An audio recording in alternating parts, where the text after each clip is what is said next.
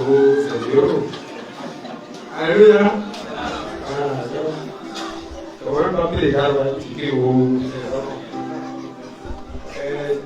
comme on a dit, on n'est pas très puristes parce qu'il y a des hommes qui sont allés chez vous là-bas. Après le culte, je les ai vus, j'ai dit bon, toi tu es parti là-bas, tu n'es pas un jeune. Bon. Donc on a fait grâce quoi.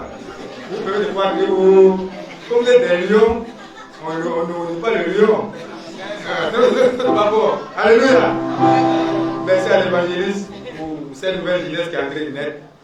Et soyez persévérants dans le chemin que l'évangile a fait de vous montrer. De vous donner à gauche et à droite. Alléluia. Vous allez récolter devant. Alléluia. Bien. Ce matin, on va s'exhorter ensemble. Papa n'est pas là. Il nous a donné la responsabilité de parler à sa chair. Nous disons merci. Nous remercions aussi au conseil pastoral pour l'occasion qu'il nous donne. Comme je l'ai dit, nous continuons d'apprendre. Ne regardez pas à ce que nous sommes, mais regardez à ce que nous sommes dans notre bouche, pour que le nom de Dieu soit glorifié. Alléluia. On va s'incliner dans la prière. Abba Père, je te dis merci pour tout ce que tu fais. Merci pour ce moment que tu permets. Dirige-nous, enseigne-nous et révèle-toi à nous ce matin au nom de Christ Jésus. Amen. Amen. Il y a, quand j'étais petit, on a rencontré une histoire de Kaba. C'est pas, chez nous, au nord, chacun a son chien, lui donnait un nom. Il y avait un chien et lui on l'appelait Kaba. Donc vous savez, au champ, quand on va au champ, quand on sème le riz, le maïs, l'arachide, les oiseaux, les perdrix viennent pour picorer. Donc, quand on veut s'aimer pour éviter que les animaux viennent pour picorer, on met du poison sur les grains avant de s'aimer. Donc, quand on sème comme ça, les perdrix, les oiseaux qui viennent manger, généralement quand on vient le matin, on voit des pigeons morts, des perdrix morts, voilà, tout ça. Donc, on ramasse. Donc, c'est trouvé qu'on a trouvé des perdrix qui étaient morts dans le champ, on a ramassé, ils sont venus au village. Donc, comme on ne sait pas quelle quantité de grains ils ont avalé, quelle est la quantité de poison qu'il a tué. Si on le mange comme ça, on va mourir. Donc, on a pris une perdrix, on a donné à Kaba. Kaba c'est le chien. Kaba a mangé la perdrix. Kaba a mangé la perdrix et puis on est là, on observe Kaba, si Kaba va mourir. Si Kaba ne meurt pas, nous on va préparer les autres perdrix pour manger. Donc, Kaba est là 1 heure, il ne meurt pas.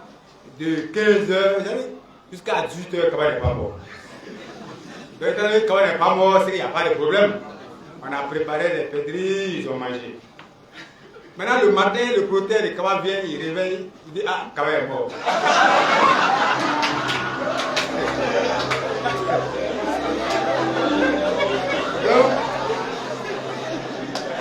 Donc, dans le village, quand chacun se réveille, il voit son camarade, ah, Kaba au cou. Kaba au cou. Et à cette fois, il dit Kaba est mort. Donc, quand on dit Kaba au cou, là, donc tu sais quel est ton sort là. Alléluia.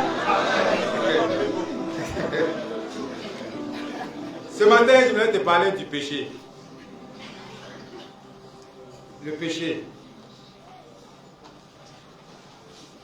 Et te parler de la croix. La croix, l'antidote du péché. Alléluia. Chacun d'entre nous est confronté à un élément, à un ennemi commun. Que tu sois président de la République, que tu sois agent, un bébé ou quoi, nous tous, on est confrontés à un ennemi commun qu'on appelle le péché. Alléluia. Le péché, chacun d'entre nous lui donne de la valeur. Chacun d'entre nous donne de la valeur au péché. Il y en a, le péché, c'est quelque chose de bien. Parce que le péché va leur permettre d'atteindre leur objectif. Il y en a, le péché, il est destructeur. Il y en a, le péché, c'est un pont qui lui permet de réaliser son objectif. Mais la conclusion est quoi? C'est que le péché tue. Quelle que soit la valeur que tu lui donnes, le péché tue. Quelle que soit la valeur que tu peux donner au péché, le péché tue. Le péché, c'est quoi? C'est le fait que tu voles. C'est le fait que tu te saoules. C'est le fait que tu te drogues. C'est le fait que tu es coloreux. C'est le fait que tu corrompes les gens pour obtenir ce que tu veux. Tu paies les concours pour tes enfants, tu paies les concours pour toi-même. C'est le fait que tu t'élèves à la dépravation sexuelle. Tu es impudique. C'est ça le péché.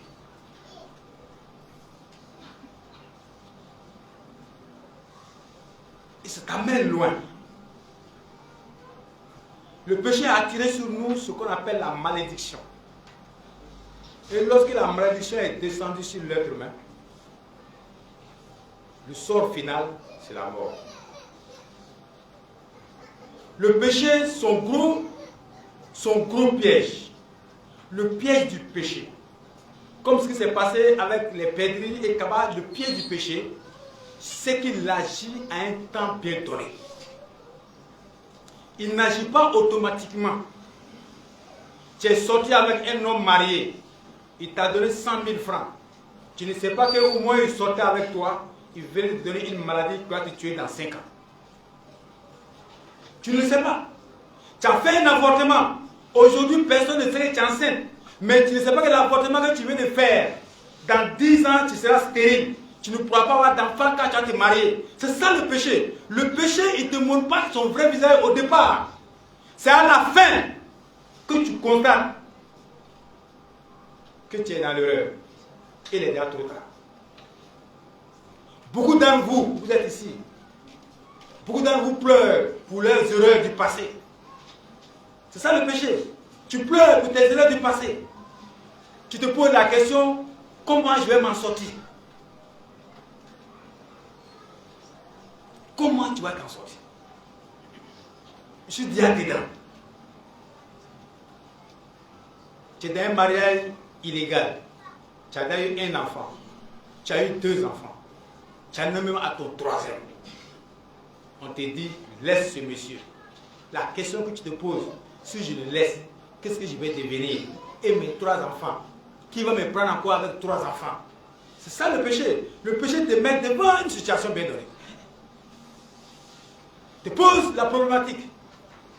Il y a des gens qui sont là, ils ont 15 ans, 10 ans, ils sont avec une femme. Ils n'ont pas doté, ils n'ont pas fait de coco. Quand tu leur demandes d'aller faire coco, bien d'aller la doter, ils te disent que non, qu'elle n'a pas un bon caractère. Elle n'a pas un bon caractère, mais tu es toujours avec elle. Tu vas là l'enfer à cause du fait que tu dis que ta femme n'a pas un bon caractère. C'est ça le péché. Il n'agit pas automatiquement. Il agit lentement. Au moment où tu t'attends le moins, c'est là qu'il réagit. Au moment où tu t'attends le moins, c'est là que le péché va surgir. Il va te faire du tort. C'est pourquoi la Bible dit, ton péché t'atteindra.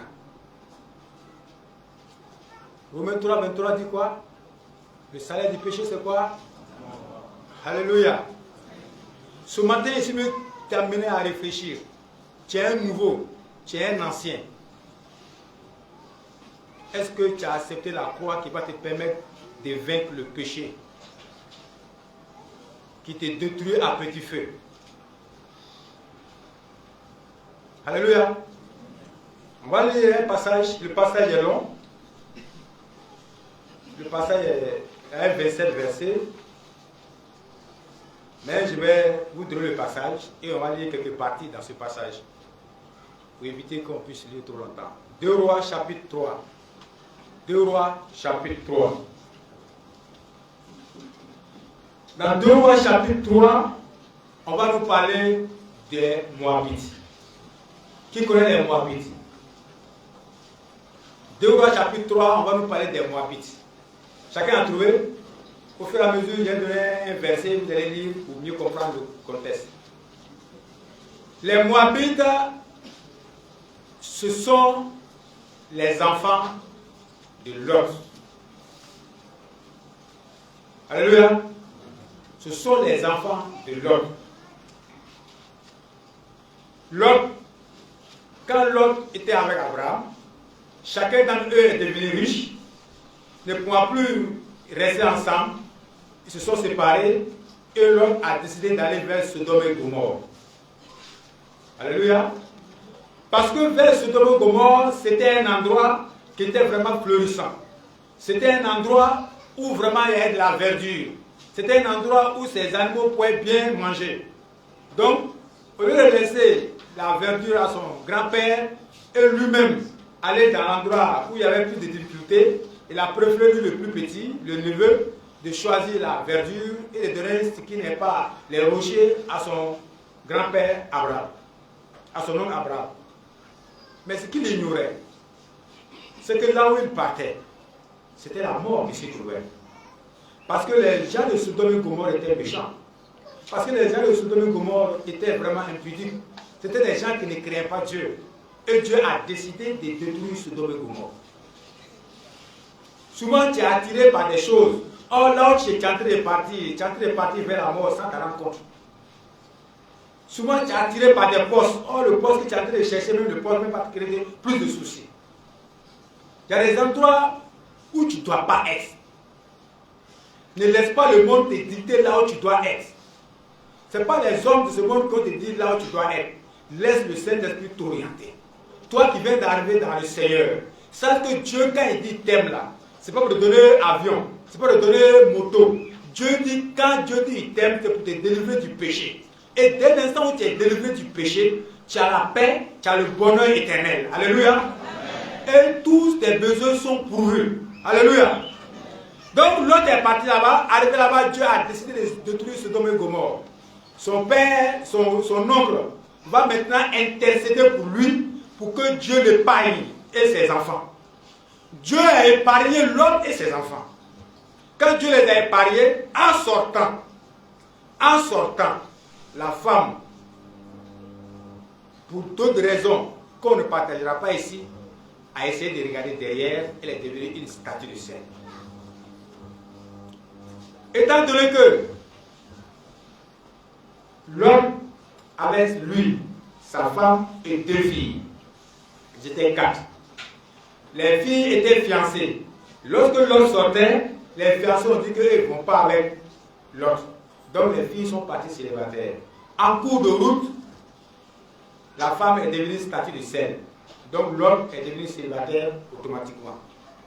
Là où ils sont arrivés, quand ils sont arrivés là-bas, les enfants ont dit il faut qu'ils donnent un héritage à leur père.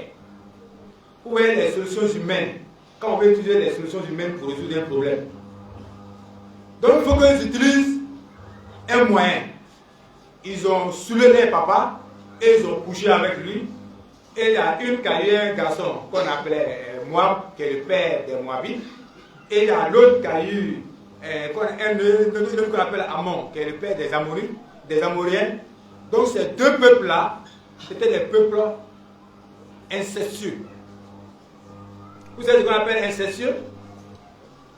C'est-à-dire que des gens qui couchent à leurs frères, ce sont des relations incestueuses. Dieu punit ça. Il y a des gens qui couchent à leurs enfants. Ce sont des relations incestueuses. Tu es condamné à l'enfer. Si tu le fais, il faut te repentir. Ce qu'on appelle les relations incestueuses. Donc quand ils ont eu ces enfants ont commencé à être maintenant les ennemis de leurs propres frères Israël. Parce que Israël sont les enfants, les descendants d'Abraham. Donc normalement, l'homme étant le neveu d'Abraham, Israël et Juda et les Amoriens, les Moabites doivent être des camarades, doivent être des frères, mais c'est la même famille. Mais du fait qu'ils sont nés d'une relation incestueuse, ils ont été bannis de la famille des Israéliens et des Judéens. Donc ça fait qu'automatiquement ils sont devenus ennemis. Alléluia. Alléluia. C'est ton cas. Tu es devenu ennemi de Dieu parce que tu as abandonné Dieu, tu as commencé à adorer d'autres idoles. Donc automatiquement tu es devenu ennemi de Dieu. Alléluia. Donc qu'est-ce qui va se passer? Lorsqu'on est ennemi de Dieu, qu'est-ce qui se passe? C'est là où vous allez voir ça dans le passage qui est de 2 Rois 3, verset 4.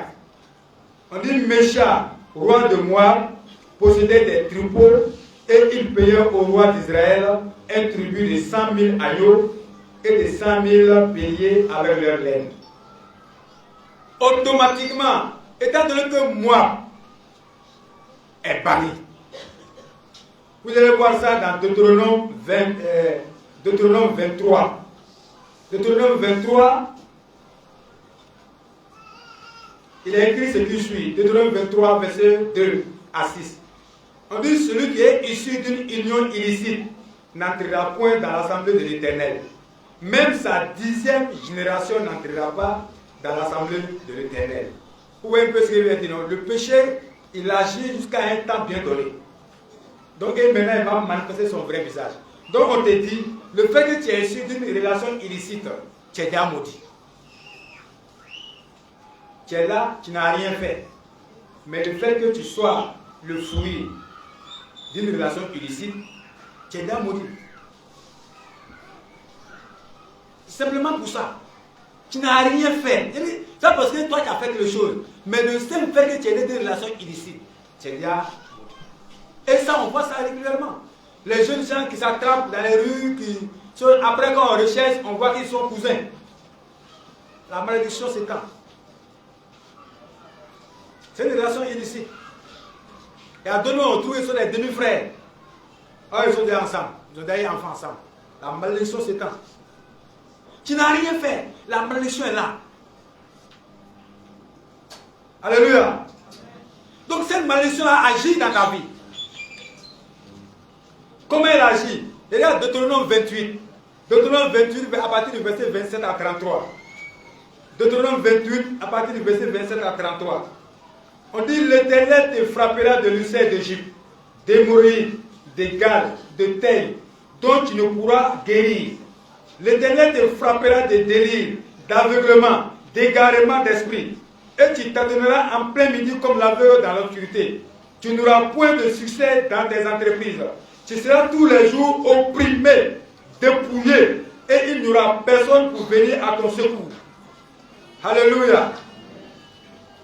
Il dit, tu auras une fiancée, et un autre homme couchera avec elle. Tu bâtiras une maison, et tu ne l'habiteras pas. Tu planteras une vigne, et tu n'en jouiras pas. Ton bœuf sera égorgé sous tes yeux, et tu n'en mangeras pas. Ton âne sera enlevé devant toi, et on ne te le rendra pas. Tes brebis seront données à tes ennemis, et il n'y aura personne pour venir à ton secours. Tes fils et tes filles seront livrés à un autre peuple. Tes yeux le verront, et languiront tout le jour après eux. Et la main sera sans force. Un peuple que tu n'auras point connu mangera le fruit de ton sol, et tout le fruit de ton travail. Et tu seras tous les jours opprimé et écrasé. Réfléchis à ta vie. Ça fait 20 ans, ça fait 10 ans, ça fait 15 ans que tu es dans l'église. Est-ce que ta vie ne ressemble pas à ce qui est écrit ici? Où sont tes enfants? Tes entreprises, où sont-elles? Tu as ton 20e commerce. Quand tu prends un commerce, tu commences, tu avances, crédit vient te faire tomber.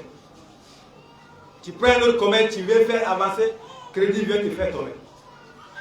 Tu prends un travail, tu penses que ce travail-là c'est le meilleur travail, arrivé au bout là-bas, on t'a renvoyé. Ou bien on ne sait pourquoi toi-même tu démissionnes toi-même. Voici les preuves que réellement la malédiction est en action dans ta vie. Le péché est en train d'agir. Le péché s'est réveillé. Le péché a atteint son apogée. Le péché est mûr maintenant. Il est en train de travailler. De la même manière que le travail est mort, le péché veut t'entraîner à la mort. Le péché veut se réveiller, veut te détruire. Mais tu dois te lever. Tu dois te lever. Il y en a qui sont levés. Quand on lisait le verset, chose qu'on appelle ça, le verset 5, on dit à la mort d'Akab, à la mort d'Akab, le roi de Moab se révolta contre le roi d'Israël. Akab était l'un des rois les plus dangereux du peuple d'Israël qui asservissait les Moabites. Qui fait que les Moabites devaient payer 100 000 brebis par an et de la laine. Mais quand il est mort, ils se sont dit voilà encore l'occasion pour nous d'être libérés du joug de l'oppresseur. Et pour eux, quand Akab allait mourir, ils allaient être délivrés. Toi, pour toi, c'est quoi? Si mon oncle là meurt, c'est fini, non, on va réussir. C'est mon oncle là, celui qui est le sorcier de la famille. S'il meurt, là, bon. Toi, dans toutes tes prières, tu mets le feu sur lui tous les jours. Ton oncle est mort, mais tu es au chômage, ça fait 5 ans. Ton oncle est mort, mais ton chômage là, c'est pas encore réglé. Ton oncle est mort, mais ton mariage là, ton mariage n'est pas réglé. C'est pas réglé. C'est un problème. Pourquoi il est mort? Un autre chef va s'élever. Le petit-fils d'Akab va s'élever maintenant. Il dit c'est pas normal que les Moabites ne payent pas leurs droits. C'est ça en fait. Toi, tu as trouvé des solutions. À un moment donné, le péché, c'est-à-dire qu'à un moment donné, d'après quelqu'un, c'est comme si les démons ont voyagé. Quand ils ont voyagé là, toi pour toi tu es délivré. Non, tu n'es pas délivré, ils ont voyagé. Comme quand papa voyage là, à la maison, c'est le chaud. Mais après, il va revenir. C'est ça en fait la délivrance. Quand vous venez à la délivrance, c'est comme un temps de répit que Dieu te donne pour te repentir, pour te réconcilier avec lui. Donc quand on prie pour toi, le démon il fuit, il s'en va. Donc en ce moment tu es libre. C'est l'occasion pour toi de te réconcilier avec Dieu. Mais il y en a qui pensent que le démon est parti. Mais la Bible te dit, il s'en va, il va se promener. Quand il est parti, il revient pour voir. On dit il revient. C'est-à-dire qu'il t'a donné un temps, c'est ce qu'on appelle la grâce. C'est un temps que Dieu te donne pour te réconcilier avec lui, pour te repentir de tes péchés et pour pouvoir vraiment fermer la porte, mettre une clôture pour empêcher le péché de venir. Et là, quand le pasteur a fini de prier pour les te délivrer, ils vont reprendre les conneries, ils vont aller chercher les maîtresses, ils vont aller boire les divins, ils vont aller faire n'importe quoi. Deux mois là, quand il s'en va et puis il revient là, ils sont 8 maintenant. C'est là maintenant tu deviens fou là. Donc la délivrance, c'est le temps que tu n'avais pas, que Dieu te donne à travers son serviteur. Tu donnes un temps pour te repentir, un temps où tu n'es plus oppressé, un temps où tu arrives à dormir tranquillement. Tu penses que c'est fini, c'est pas fini. Lui il va, il n'a pas de point pour dormir, il va revenir. Alléluia. Alléluia. Donc lui, il pense qu'ils étaient délivrés. Ils ont commencé à faire. C'est la même chose pour toi. À un moment donné de ta vie, quand tu étais tellement oppressé, tu es parti voir les marabouts. On dit qu'il y a un marabout qui est en Chine là-bas, tu es parti le voir. On dit qu'il y a un autre qui est en Russie. Même avec Poutine qui est là-bas, tu es parti quand même en Russie là-bas. Pour aller chercher le marabout là. On dit qu'il y a un prophète ici, tu es parti voir le prophète là. Après l'autre prophète, tu es parti voir l'archibishop là-bas. Tu as vu tout le monde. Aujourd'hui, ton problème est tout là. Vous savez, le péché, il a son antidote. Il y a longtemps, tu as fait 120 jours de prière, tu as fait 145 jours de prière, tu as fait les prières de minuit, tu as fait les prières de 2 heures du matin. Le péché a son antidote. Alléluia. Alléluia. Donc les Moabites, ils ont essayé de se révolter. Ils se sont levés. Ce que j'avais dit là, où les démons s'en et puis ils prennent là. Le roi d'Israël est parti maintenant voir le roi de Juda. Il dit, mon frère, ben, ils sont frères. Juda et Israël sont frères. Comme vous ne lisez pas la Bible, ce sont des frères. Il dit, tu vois, les Moabites là, ils me payent des impôts. Et puis, ils se sont levés comme ça, ils disent, je vais payer impôts là. Je vais aller faire la guerre contre eux. Il dit, mon frère, ta guerre c'est ma guerre. Allons ensemble, je vais aller le truc. Il est parti voir un troisième roi, qu'on appelle le roi d'Édom. Il dit, mon frère, il dit oui. Si tu lis Deutéronome 23, là, on parle d'Édom dedans. Dieu dit que Édom c'est l'assemblée d'Israël, parce qu'il a fait du bien à Israël. Il dit, Édom, tu vois, les Moabites là sont levés comme moi. Il dit, je vais partir avec toi. Avant là, les Moabites avaient combien d'ennemis? Hein? Un seul, Israël. Maintenant, ils ont combien d'ennemis? Ils ont 3 ennemis. C'est ça la Bible, Jésus te dit. quand on te délivre, de moi là, il s'en va. Il va chercher un autre noyau sec et puis il revient. Si tu n'as pas trouvé l'antidote du péché, ta situation devient pire. Alléluia. Ils sont venus. Les trois, ils ont attaqué les Moabites. La guerre a commencé. Ils ont commencé à les décimer. Mais ce qui est grave, c'est que Dieu encore a parlé à son prophète Élisée pour lui dire que lui va détruire les Moabites. C'est ça qui est fort. Alléluia. Dans Deutéronome 23, je vous ai dit qu'ils ont une double malédiction. Ils sont maudits premièrement parce qu'ils sont issus d'une relation illicite. Et deuxièmement, ils sont maudits parce que lorsque le peuple d'Israël a quitté l'Égypte, il devait traverser le pays des Moabites. Les Moabites ont refusé que le peuple d'Israël passe là-bas. À cause de ça, Dieu aussi les a maudits jusqu'à la 10e génération. Donc ils sont maudits 2 fois. 10 fois, avec 100 fois ils sont maudits. C'est eux, il n'y a pas de solution. Souvent, c'est ton cas. Tu as fait un peu péché, on t'a maudit. C'est pas qui t'a fait avortement encore. Dieu te maudit encore. Tu as enceinté encore de quelqu'un. C'est un péché, mais tu n'as pas marié. Et puis tu t'as fait encore avortement. Ça, c'est un autre deuxième péché. Tu es maudit 2 fois. Tu te promènes comme ça, mais c'est une relation de poursuivre comme ça. Tes actes, même tu poses des actes, tu ne te rends pas compte en fait. Tu ne te rends pas compte que vraiment tes actes, tu poses tous les actes de malédiction. Mais la malédiction, ce n'est pas un habit. Ce n'est pas tes actes qu'on sait que tu es maudit. Imagine-toi, on te donne 100 000, ça ne fait pas 2 jours. Or, toi, tu dors dans la main des gens. Mais 100 000, tu ne te pas n'importe quoi. Tu as 200 000, c'est portable, tu as payé. Portable, 2 jours après, tu vas voler ça. Toi, tu vois quoi? Tu vois quoi? Tu fais pitié? Il y a une malédiction qui te poursuit. Tu ne te rends pas compte. Quand tu restes dans ta maison, tes enfants ne ressuscitent pas. Leur meilleur résultat, c'est d'avoir des enfants à la maison. Ça, c'est le succès qui est là. C'est qu'il y a une malédiction qui est là. Il faut te lever. Réveille-toi. Satan, le péché est en train de travailler dans ta vie. Le péché est en train de te ronger. Le péché s'est réveillé. Quand il est mort, il faut te réveiller. Tout le péché va te détruire. Dieu a dit par la bouche d'Élisée que je vais détruire les Moabites. Mais vous allez voir, lorsque Dieu lui-même il prend une décision par rapport au péché, il est le seul qui a l'antidote. Alléluia. Il t'a dit le salaire du péché c'est la mort. Mais il dit dans Jean 3,16 que Dieu a tellement aimé le monde qu'il a donné son Fils unique afin qu'il comprenne en lui ne périsse point, mais qu'il ait la vie éternelle. Je vais te dire aujourd'hui, l'antidote, c'est Jésus. Alléluia. Mais il y a une seule chose que tu ne sais pas encore. C'est pour ça que les gens t'attaquent. Jésus ne peut pas résoudre ton problème de péché tant qu'il ne passe pas par la croix. Si Jésus n'est pas arrivé à la croix, nous tous on va à l'enfer. Je te dis ça aujourd'hui. Et va fouiller. Si tu as trop de choses, tu me dis, je quitte l'église. Si Jésus réellement n'est pas arrivé à la croix, nous tous, on va à l'enfer. Il n'y a pas un dans nous qui sera sauvé.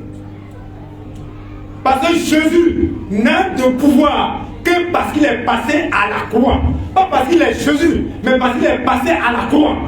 C'est pour ça qu'il a la capacité de vaincre le péché dans ta vie et de t'amener en réconciliation avec Dieu. C'est pour ça que Jean pouvait dire dans Jean 1,29, lorsqu'il a vu Jésus, il a dit aux gens, il dit, voici l'agneau de Dieu qui ôte le péché du monde. Il n'a pas dit, voilà l'homme qui est, il dit l'agneau. Un agneau qui ôte le péché, il doit être égorgé. Si l'agneau n'est pas égorgé, il ne peut pas ôter le péché. Sans effusion de sang, d'après Hébreux 12, sans effusion de sang, il n'y a pas de pardon des péchés. Si Jésus n'est pas allé à la croix, nous tous, nous irons à l'enfer. C'est pour ça que vous voyez qu'il y a 2 groupes qui attaquent l'église. Il y a ceux qui disent que Jésus n'est pas crucifié, et il y a ceux qui disent que Jésus n'est pas ressuscité. Parce que ta vie est tenue à ces éléments. La crucifixion, l'ensevelissement, la résurrection et la glorification. Tant que ces 4 étapes ne sont pas remplies, nous tous on va aller à l'enfer. C'est pour ça que Paul pouvait dire, si Jésus n'est pas ressuscité, notre foi est vaine et nous sommes les plus malheureux de tous. Ce matin, je veux te dire que ta solution c'est Jésus, mais pas Jésus de Marie, mais Jésus qui est à la croix. C'est lui qui est ta solution. Si Jésus n'est pas arrivé à la croix, il ne peut pas être ta solution.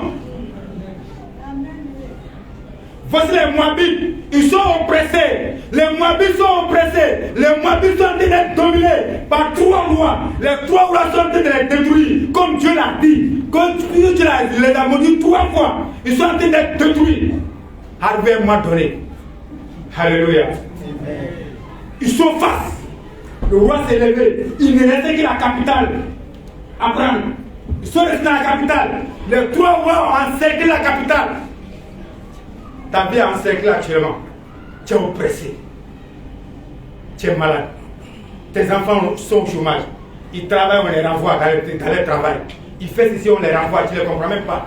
Ils font ceci, on les renvoie. Ton enfant, tu ne le parles, il ne comprend pas. Toi-même, tu es là, je ne sais pas ce qui te prend. Oh, tu es au travail, on te dit pas. Il y a un but seulement qui est là, tu t'as envolé le but. Et à cause de plus, on t'a renvoyé.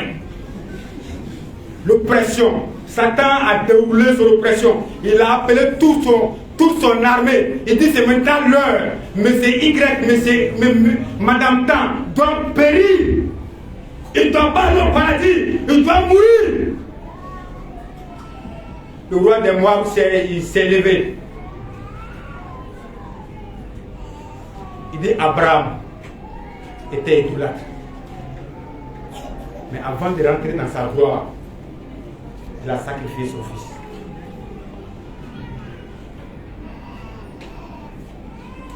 Abraham était idolâtre. Il est devenu ami de Dieu. Abraham n'est pas devenu ami de Dieu par plaisir. Il est devenu ami de Dieu parce qu'il a accepté de sacrifier son fils. C'est d'abord là qu'a commencé la première crucifixion. Il est l'heure. Regarde son fils, son héritier, celui qui va le remplacer, comme Jésus, qui est l'héritier. Il préfigure toutes choses. Il a pris son fils, il l'a égorgé sur le mur. Il a égorgé son fils. Il a crucifié son fils. Lorsque les 3 rois ont vu que le roi de Moab a crucifié son fils, eux tous se sont arrêtés. Il n'y a aucune puissance qui peut vaincre le sang. Aucune puissance. C'est la seule chose qui fait incliner le cœur de Dieu. Le sang. Le roi des Moabites a tué son fils pour sauver son peuple. Les 3 rois se sont arrêtés net. La prophétie d'Élysée n'est pas à son terme. Les Moabites n'ont pas été détruits à cause du sang. Ce matin, quelle est ta relation avec le sang?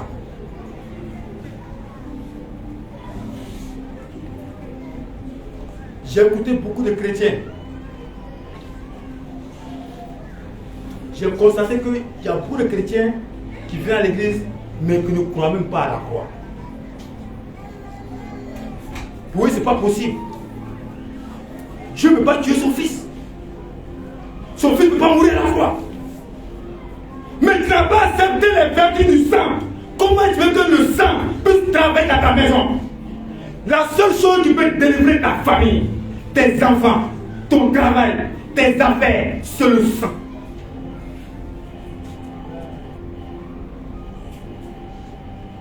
Le roi des Moabites a vu ça.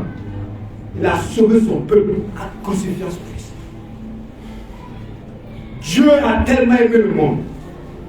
Il est venu. Il a dit à Jésus, j'ai déjà maudit mon peuple. Je l'ai déjà maudit. Il dit dans Genèse 3, il dit la terre est maudite. La femme va souffrir dans l'accouchement. La femme va faire ceci, tout ce qu'il va entrer par là va échouer. Il dit, mais Père, quelle est la solution? Il dit, la solution, il faut du sang. Il dit, mais il tue les animaux, il tue les boucs. Il dit, le sang dont j'ai besoin, ce n'est pas le sang des boucs. Ce n'est pas le sang des cabris. Ce n'est pas le sang des oiseaux. Mais c'est le sang de quelqu'un qui est pur. Quelqu'un de pur. Quelqu'un qui n'a pas de péché. Quelqu'un réellement qui est innocent. Qui va venir donner sa vie pour tous les autres. Pour prendre le péché de tous les autres. Pour effacer le péché de tous les autres. Il dit, Père, je le ferai. Il dit, tu es sûr? Il dit, oui, je le ferai. Jésus est descendu. Il a vécu comme nous pendant 30 ans. Pendant 30 ans, il n'a pas commis de péché. Et il a commencé à opérer. Son travail n'était pas venu pour opérer. Son travail ultime était derrière la croix. C'est pourquoi qu'elle a dit à Simon-Pierre que moi je vais mourir. Et Pierre dit, tu ne mourras pas. Il dit, arrête de moi, Satan. Parce que moi, je suis venu sur la terre ici. C'est vrai que j'ai fait des miracles. C'est vrai que j'ai ressuscité des morts. Mais ce n'est pas ça mon but. Mon but, c'est de mourir à la croix. Mon sang doit couler. Si mon sang ne coule pas, mes miracles ne peuvent pas vous amener au paradis. Mes résurrections ne peuvent pas vous amener au paradis. Il faut que mon sang coule. Mais ce fardeau est lourd. Il est rentré dans le jardin de Gethsémani. Quand il est arrivé là-bas, il dit, Père, je dois mourir, mais c'est dur. Est-ce que tu ne peux pas trouver autre solution? Le Père dit, il n'y a pas autre solution. Jésus est rentré dans une période de supplication. Seigneur, donne-moi la force. Donne-moi la force. Tellement il priait intensément. Le sang a commencé à sortir. Ce n'est pas le gaieté de cœur. Il arrive à la croix. Il a payé un prix. Si tu as accepté Jésus ce matin, tu as accepté la vraie solution. Que ce soit les moqueries de tes camarades, dis-toi qu'il a payé le plus grand prix.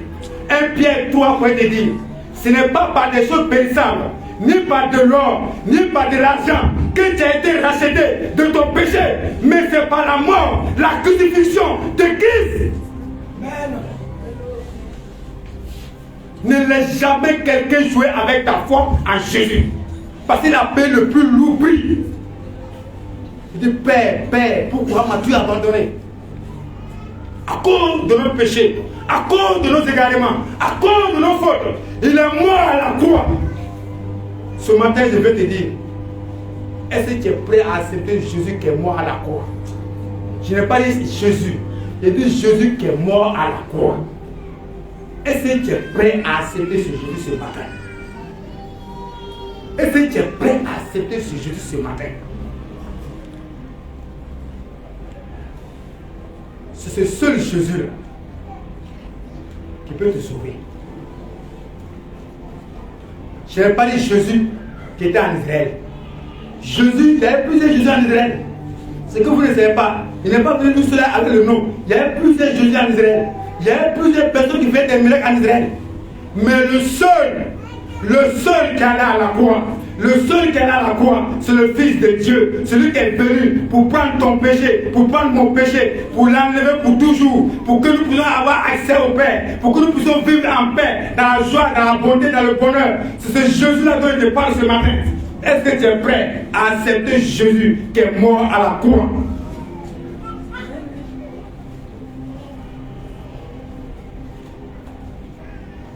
C'est le seul.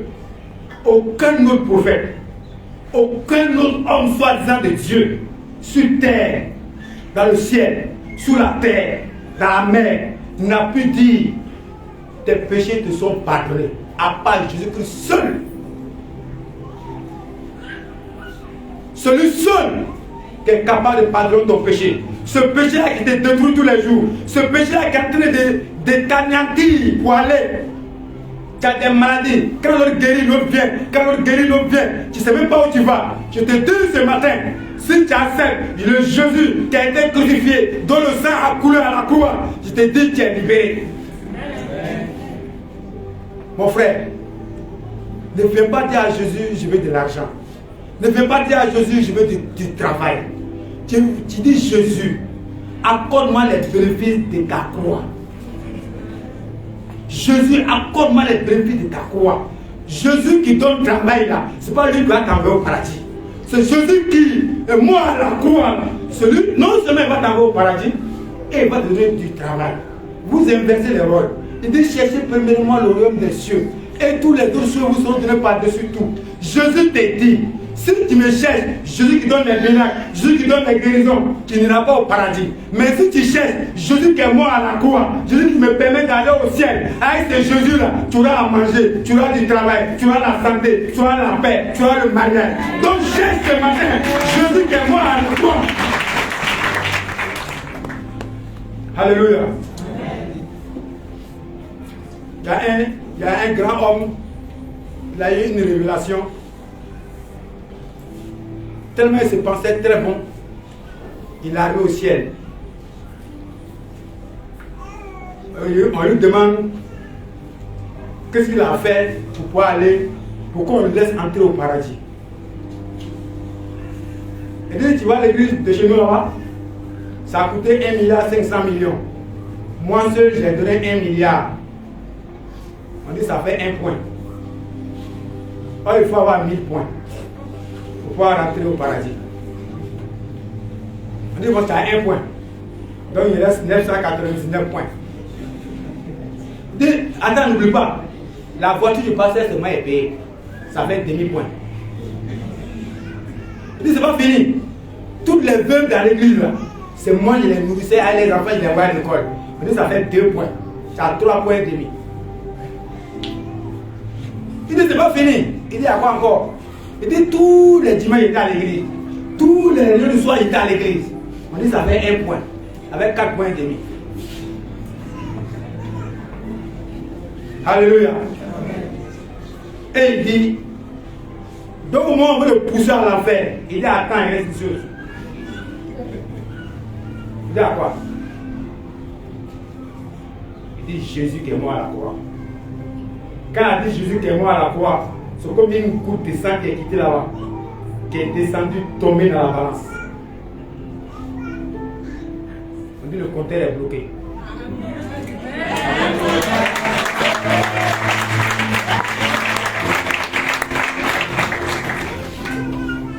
À cause de cette goutte de sang, tu vas aller au paradis. Des milliards ne vont pas t'envoyer au paradis. Le christianisme n'est pas une religion. C'est dans la religion que tes bontés, tes quoi amènent au paradis. Dans le christianisme, il y a une seule porte d'entrée, la croix. Ce matin, je laisse l'attitude à quelqu'un. Si tu veux accepter Jésus qui est mort à la croix, il faut venir devant. Je laisse le temps. Groupe musical. Si tu veux accepter Jésus qui est mort à la croix, je n'ai pas dit Jésus, mais Jésus qui est mort à la croix, tu viens devant, on va prier pour toi.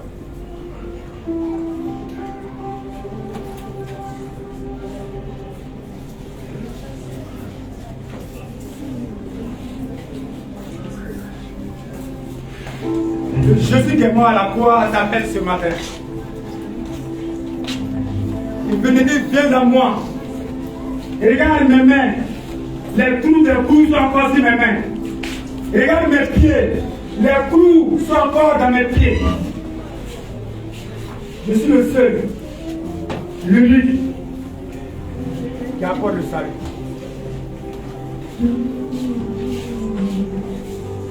Tu as effacé tous mes péchés. Jésus qui est mort à la croix t'appelle ce matin. À la croix, tu as brisé toutes mes chaînes. Par la puissance de ton nom, tu as effacé tous mes péchés.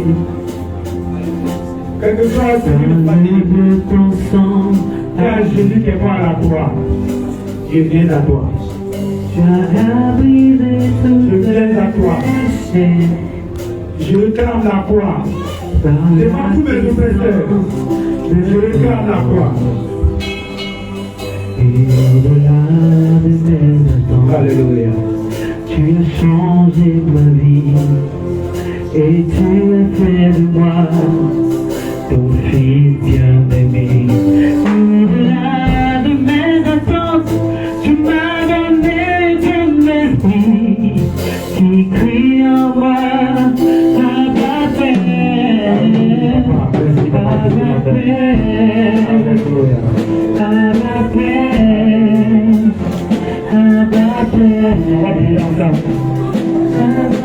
Tu vas répéter après moi.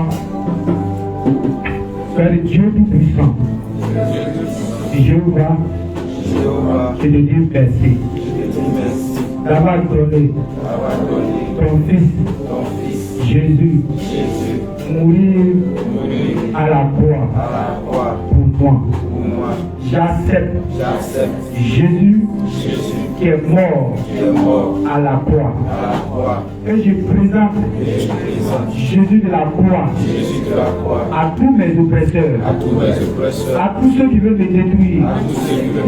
Il est présent Jésus de la croix. Et je suis libéré. Et je t'accepte, Jéhovah, comme mon Seigneur, comme mon Sauveur. Et Jésus comme mon Maître. Et le Saint-Esprit comme mon guide. Couvre-moi du sang de Jésus. Efface mon péché par le sang de Jésus. Je donne le sang de Christ en rançon de tous mes péchés. Que cela soit ainsi. Que la gloire t'élève à toi seul. Au nom de Jésus. Amen. Vous ne priez plus. Abba Père, je remets ton peuple à tes mains. Il t'appartient et tous. Il croit à la croix. Tu as dit, ce n'est pas par de l'argent, ni par de l'or, ni par des choses périssables que tu as racheté notre nouvelle manière de vivre. Mais c'est par le sang précieux de Christ. Papa, glorifie ton nom dans leur vie. Accorde la paix qui vient de toi. Remplis-les et qui verra témoignage de ta fidélité au nom de Christ Jésus. Amen. Alléluia. Alléluia.